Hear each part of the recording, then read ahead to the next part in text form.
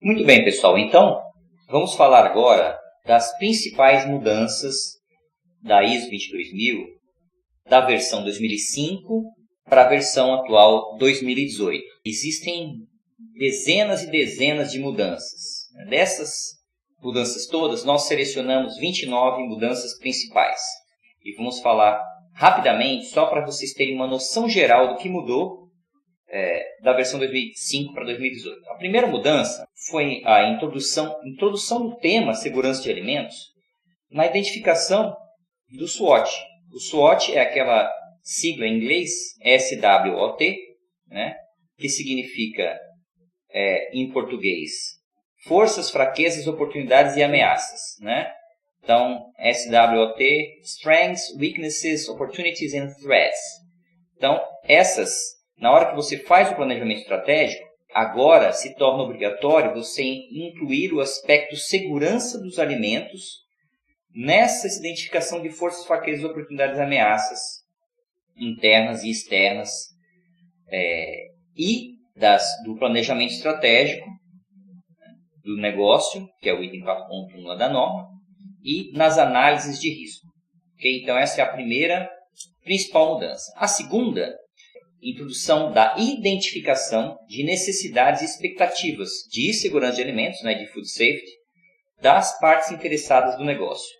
Então, lá no item 4.2 da norma, a gente vai detalhar isso com mais calma, que a norma pede para que as partes interessadas, que são externamente os clientes, os fornecedores, os órgãos do governo, as associações de classe, a comunidade, os consumidores, internamente os acionistas, os colaboradores, etc.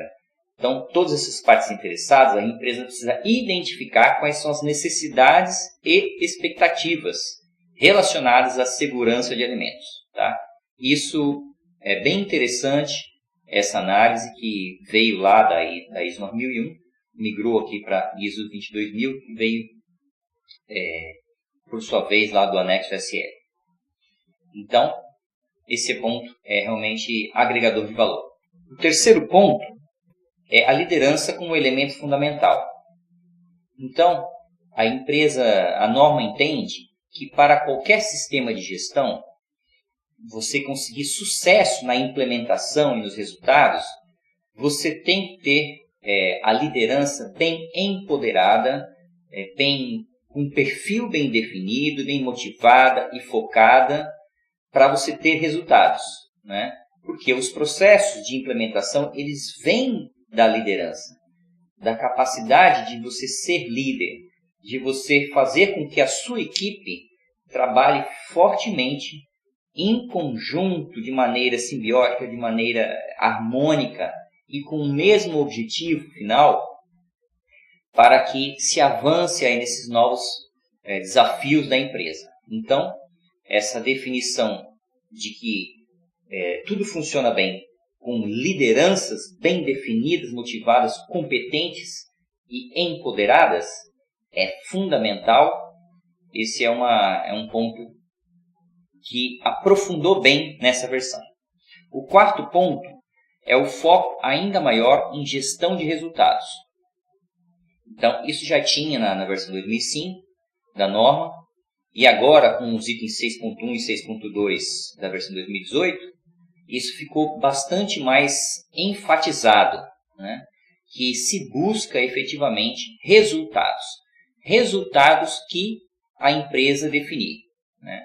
Então, resultados em food safety, em segurança de alimentos, em satisfação do cliente, em shelf life, em redução do tamanho de partículas no alimento, ou seja, em tudo que envolve o resultado, a norma ficou mais clara. O quinto ponto é a parte de abordagem da gestão por processos. Então, a empresa ela é enxergada como um conjunto de pequenas empresas dentro da empresa, que são os processos. Então, você tem lá o processo de marketing, o processo comercial, você tem o processo de projetos, né, P&D, você tem o processo de compras, suprimentos, contratação de serviço, produção, expedição, serviços pós-entrega, RH, contabilidade, financeiro, diretoria e assim por diante. São processos interrelacionados dentro da organização. Então, essa norma ela enxerga bem claramente que a empresa deve ser gerenciada por processos. Então, cada caixinha dessa é um processo e deve ser gerenciada como uma pequena empresa com entradas e saídas, e que as saídas consigam demonstrar sua capacidade de entregar as saídas esperadas pelos seus clientes internos e externos. Esse foi o quinto ponto, está lá no item 4.4 da norma. O sexto ponto, a norma tem requisitos mais prescritivos em relação à comunicação, especificamente a comunicação interna e externa, que é o item 7.4 lá da versão 2018, da ISO 22000.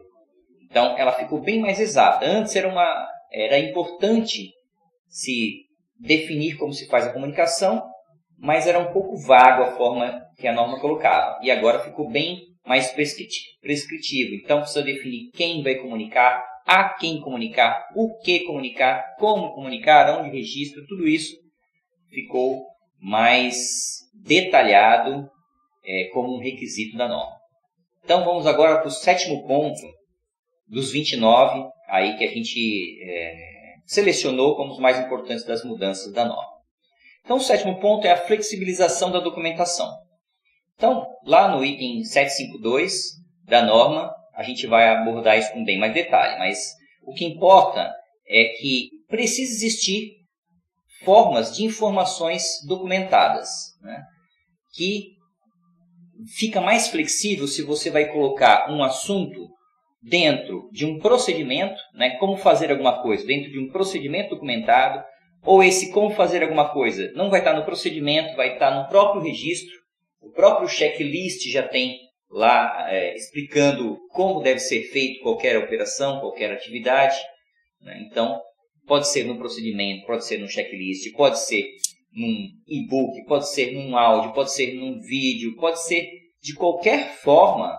É possível você ter informações documentadas, né? Documentos das informações, né? Então, ficou bastante flexível a forma de apresentar essas informações e a forma de controlar essas documentações.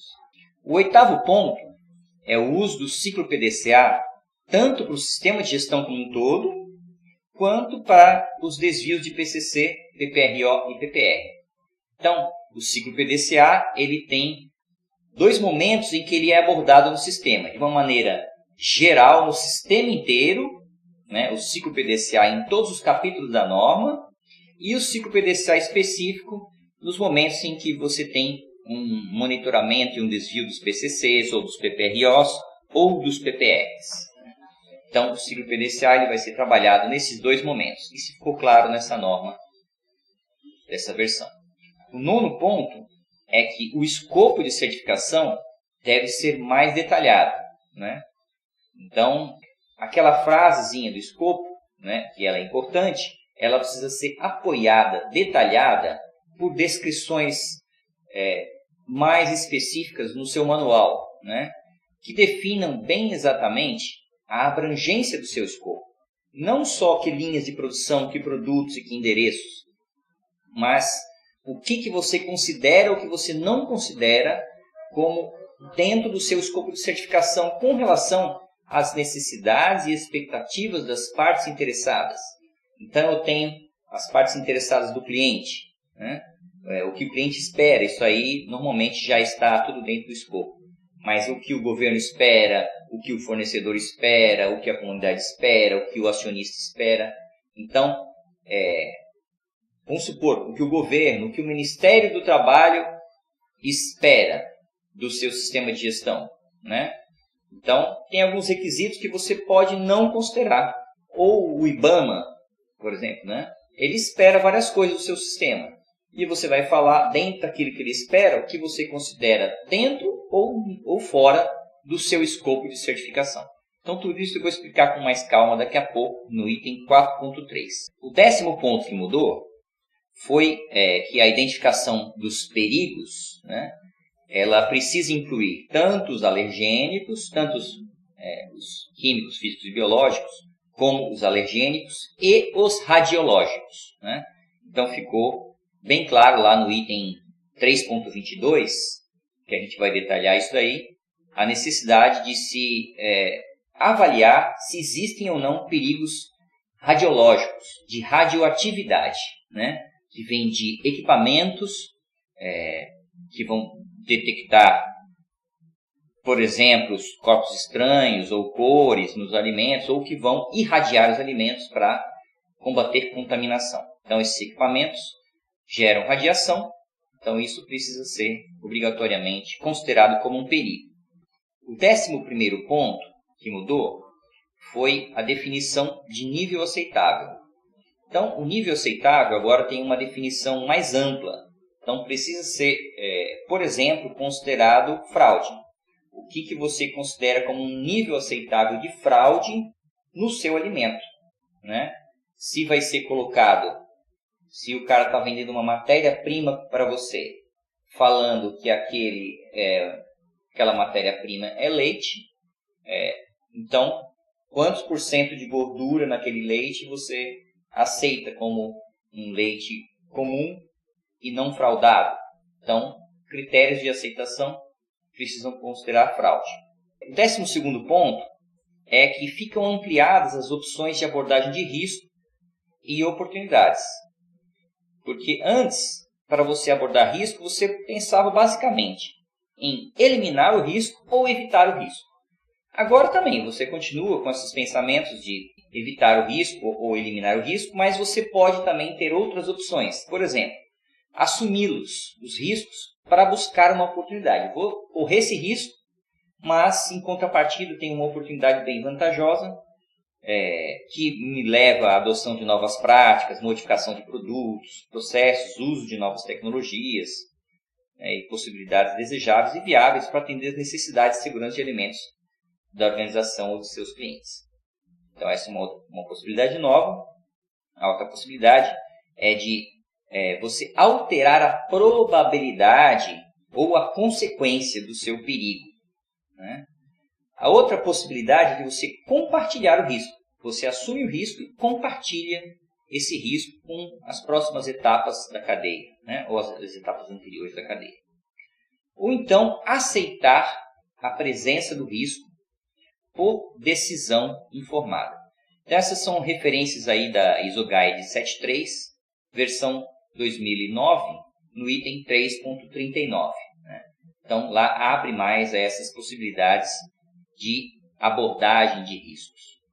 O 13º ponto que mudou é o relacionamento dos objetivos do sistema de gestão de segurança de alimentos com o sistema de gestão como um todo, né? Então, a incorporação do aspecto de segurança de alimentos no sistema de gestão como um todo. E isso vai estar mais explicado também no item 6.1. O próximo item, o 14º ponto que a gente selecionou aqui, é que a norma colocou como mais rigorosa a cláusula de controle de fornecedores, incluindo os processos produtivos terceirizados e serviços prestados. Então ficou assim mais rigoroso a forma de você controlar os fornecedores, porque muitas vezes era um ponto frágil da cadeia, né? Você fazia tudo o que estava ao seu alcance, mas tinha alguns fornecedores não tão qualificados e isso poderia prejudicar a qualidade e a segurança dos alimentos aí dos seus produtos finais. Isso vai estar mais explicado no item 7.1.6. O 15º ponto que mudou foi o aumento da exigência de competências das pessoas, né? Então, ela não abrange apenas os seus funcionários, mas também os subcontratados e outras pessoas que realizam trabalhos em nome da organização. Então, quem trabalha em nome da organização, independente de ser seu funcionário CLT ou você tem uma PJ, uma pessoa jurídica ali fazendo um serviço, ou um terceirizado mesmo, independente dessa relação contratual, as pessoas que atuam em nome da empresa precisam ter as competências definidas e atendidas. O 16º ponto foi a eliminação dessas competências no aspecto de habilidades, né? Então, Antes eram 4 aspectos, né? Então, escolaridade, experiência, treinamento, conhecimento e habilidades. E esse quarto ponto, habilidades, agora não existe mais. Então, ele saiu. Tá? A norma entende que esse ponto subjetivo não é mais obrigatório a ser medido. Quem quiser continuar a definir as habilidades em termos de comportamentais, por exemplo, capacidade de liderança, capacidade de comunicação, de organização, etc., trabalhar em equipe. Quem quiser continuar definindo essas habilidades como mandatório ou desejável, pode. Né? E aí vai colocar se entra ou não entra no seu escopo. Mas quem não quiser mais, está desobrigado de considerar as habilidades no seu perfil dos cargos. O 17º ponto é a questão da rastreabilidade, né? Então, a rastreabilidade, ela passa a exigir o tempo de retenção dos registros em função da vida útil do alimento, né? Então, se o seu alimento ele tem um prazo de validade de 1 ano, então é obrigatório que você consiga fazer a rastreabilidade de todos os seus alimentos com 1 ano. De um evento que aconteceu há 1 ano atrás, você consiga rastrear, localizar e recuperar todos os seus registros, né, desse alimento, desde o fornecedor, a entrada, até os registros de aprovação do controle de qualidade, da expedição, para que cliente foi, etc, etc. E o segundo ponto, ainda dentro desse 17, é o balanço de massa. Então, também precisa fazer um balanço de massa da quantidade de matérias-primas que entraram. Entrou 3 tipos de matérias-primas. Quanto entrou de cada matéria-prima? Quanto que isso era para gerar de produto acabado? Quanto gerou de produto acabado? Quanto de produto acabado eu entreguei para o meu cliente? Quanto que ficou no chão no meu estoque? Né? E aí eu vou fazer a soma do que ficou no chão com o que eu entreguei e com o que eu produzi e com o que eu tinha de matérias-primas no começo. Então não pode ter diferença. Quer dizer, sempre existe uma pequena diferença. A empresa vai definir qual que é o seu percentual de erro aceitável. E aí ela vai fazer esses balanços de massa, tanto nos casos reais de rastreabilidade, quanto nas simulações que ela fizer de rastreabilidade. O 18º ponto que mudou foi a verificação do PPR, que deve confirmar não apenas que o PPR está implementado, mas também que ele é efetivo. Então, na verificação do PPR, normalmente isso é feito através de checklists, né, específicos dos seus programas de pré-requisitos. Então, você vai ver quão efetivo está o seu PPR. Quantos por cento você, por exemplo, né, você teve de resultado no seu checklist. Então, é uma ideia de eficácia do seu PPR. Não basta só fazer auditoria e comprovar que fez. Né? Preciso ter uma medição da efetividade. As atividades de verificação devem ser realizadas por pessoa não envolvida no monitoramento. Né? Então, esse requisito não tinha, agora tem. E é bem lógico, a gente já praticava isso, muitas empresas já praticavam isso, mas agora ficou claro. Então, uma pessoa faz o monitoramento, né, lá do seu PPR, por exemplo, e outra pessoa faz a verificação dos seus PCCs, PPROs. Né? Uma monitora e a outra verifica. Isso está lá mais detalhado no item 8.8.1. O 19º item é o seguinte: quando a não conformidade de um produto está relacionada a limites críticos IPCC, então o produto precisa ser considerado não seguro e não pode ser liberado. Okay? Então, deu um desvio de IPCC, o produto não pode ser liberado. Okay.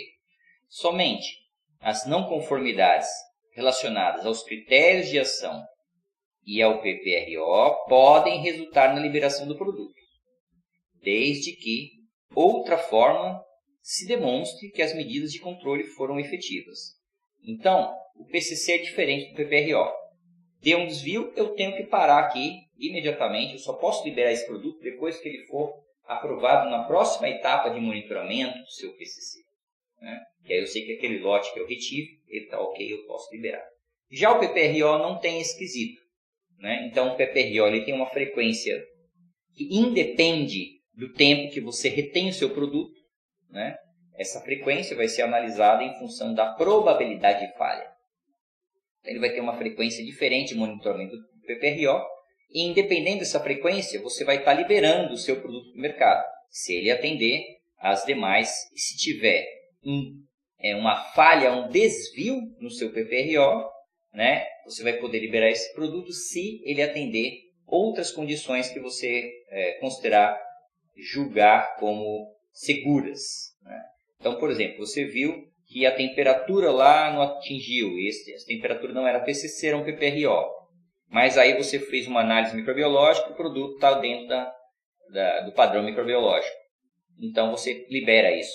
Era um PPRO, você liberou com base numa outra decisão sobre a segurança do alimento.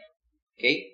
O 20º ponto é sobre o controle dos elementos do SGSA, do Sistema de Gestão de Segurança de Alimentos, desenvolvidos externamente.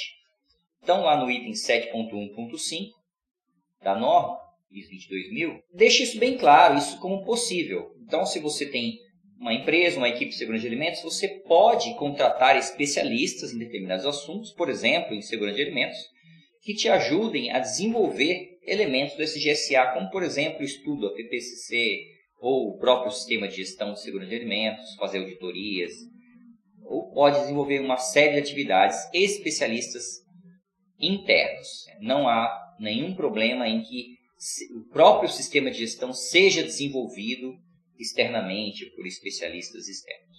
O item 21 foi a necessidade de descrever o ambiente do processo. Então, na hora de descrever as etapas do processo, você fez o fluxograma, e cada caixinha você vai descrever o processo. Né?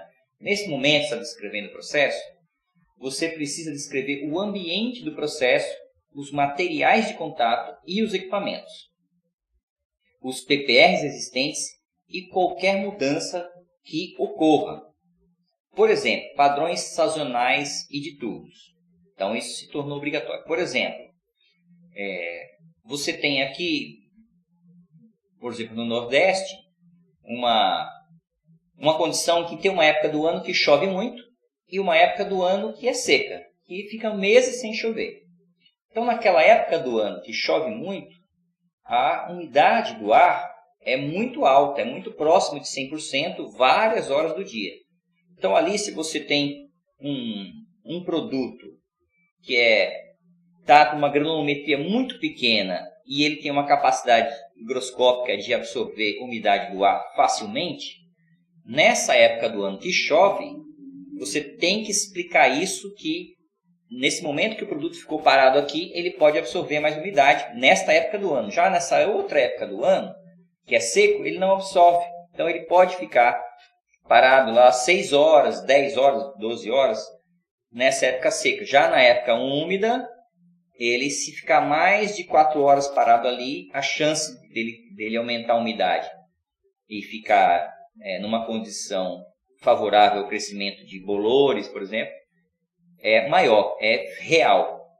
Então, esse tipo de condição precisa ser explicado na descrição do processo. E a lista das entradas da reunião de análise crítica foi melhor detalhada, incluindo, por exemplo, mudança de contexto. Então, tem novos itens obrigatórios como entradas na reunião de análise crítica pela direção. Por exemplo, mudanças de contexto da organização, interna, externa, oportunidades, ameaças, aquelas etapas do SWOT, revisão da análise de risco, oportunidades de negócio, desempenho de fornecedores externos, inspeções de clientes, inspeções de órgãos do governo, tudo isso são entradas aí obrigatórias das nossas reuniões de análise crítica. O 23º ponto é questão de que para um PCC deve ser possível medições.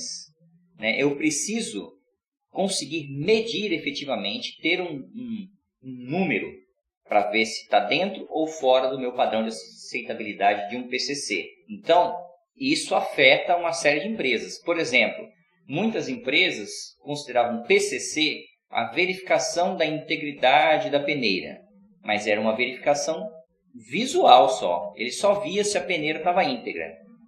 Se isso é um PCC, não pode mais ser só observação visual. Eu tenho que ter um número, eu tenho que medir de alguma maneira qual é o tamanho do buraco da malha que ficou, para ver se continua dentro do meu critério de aceitação. Ok, pessoal? Isso é uma mudança grande. O 24º ponto que mudou foi que o conceito de PPRO ele é alterado e esclarecido. Então, o PPRO agora, o Programa de Pré-Requisitos Operacionais, PPRO, agora é aplicado para reduzir, não só para prevenir um risco significativo à segurança de alimentos. Então, agora faz-se referência explícita à medida de controle. E a necessidade de critérios de ação é estabelecida. Eu tenho que ter um critério de ação obrigatoriamente. Antes, para os PCCs, eu chamava isso de limite crítico, que separa a aprovação da reprovação. E para o PPRO, a norma não falava nada. Agora a norma fala, não chama limite crítico, mas chama critério de ação. Então, é a partir de que momento, que situação que você tem que tomar uma ação, né? Que você considera que houve desvio do PPRO e você tem que tomar uma ação. Então, para se controlar efetivamente o produto. Então, vamos lá agora para o item 25, né? Dos 29, o 25º ponto que a gente selecionou aqui foi o seguinte: no controle operacional, deve ser analisado o risco ou a oportunidade proveniente de mudanças, no item 6.3. Então, o risco ou oportunidade, não, o risco é o negativo, digamos assim, a oportunidade é o positivo. Você tem que analisar esse risco positivo ou negativo no momento das mudanças. Lá do item 6.3 da norma, quando você analisa mudanças que ocorreram no ambiente interno e externo, que afetam o sistema de gestão, nesse momento do controle das mudanças, você precisa analisar os riscos e as oportunidades. E também do controle dos processos terceirizados. Então, na hora de você controlar se o seu fornecedor de material ou de serviço, né, ele está indo bem ou mal, se afeta ou não a segurança de alimentos, nessa hora de você fazer uma gestão sobre esse produto ou serviço terceirizado, você precisa analisar também o risco, positivo ou negativo. O item 26 é a questão da categorização das medidas de controle. Então, a categorização das medidas de controle, que lá na versão 2005 da 22.000 era o item 7.4.4, ali você tinha uma questão de sinergia, né? Então, esse pontinho específico aí não é mais obrigatório nessa versão, está lá no item 8.5.2.4.1 da versão 2018. Então, é só esse ponto aí que não tornou mais obrigatório. Na verdade, esse ponto, o texto foi bem reescrito, foi totalmente reescrito, mas no fundo, quando você analisa, é tudo a mesma coisa, só que essa questão da sinergia não entra. Só que também, o que estava aqui no começo passou para o final, passou para o meio, mudou a ordem e mudou as palavras, mas o sentido mudou quase nada. O ponto 27 é que o controle de PCC e PPRO tem basicamente o mesmo grau de importância e estão descritos dentro do mesmo item. Antes, aqui na versão 2005, era lá um item separado do PCC e do PPRO. Agora é tudo dentro de controle de perigos. Um item só, né, da norma, o item 8.5.4. Então, para deixar claro que tem uma importância tão grande quanto, né, o PPRO em relação ao PCC. O 28º ponto que mudou foi que deve ser definido o critério de ação para todos os PPROs. Seja esse critério mensurável, como é obrigatório para todos os PCCs, ou seja um critério observável. Por exemplo, observação visual de uma peneira, se for um PPRO, pode ser considerado, né? Então, quando observar que tem alguma abertura ou amassamento da peneira, ou o encaixe não for perfeito, então você vai explicar em textos exatamente a condição que faz com que eu defina meu critério de ação. Se acontecer isso, eu preciso tomar uma ação. Então, isso é obrigatório para todos os PPROs. Por exemplo, o PPRO de lavagem de mãos. A observação se a pessoa está lavando as mãos corretamente, usando sabonete bactericida, é possível se monitorar apenas através da observação visual. E lá na verificação, por exemplo, você faz eventualmente, ou de tempos em tempos, uma análise de suave da mão. Então o monitoramento pode ser feito por observação. E o último ponto que a gente elegeu é que a necessidade de documentar os resultados do monitoramento de um PPRO agora é explícita, né? Então, eu preciso definir o meu critério de ação, eu preciso falar de quanto e quanto tempo eu monitoro e eu preciso obrigatoriamente registrar esses resultados do monitoramento. Se eu aprovei ou se eu reprovei. Quem fez isso, quando fez isso, tá? Tudo isso tem que estar registrado. A frequência desse monitoramento pode variar de um PPRO. Ela deve ser baseada na probabilidade de falha da medida de controle, né? Se falha mais, eu monitoro com mais frequência. Se a probabilidade de falhar é menor, eu posso monitorar com menos frequência, com um dia, uma semana, 15 dias, alguma coisa assim.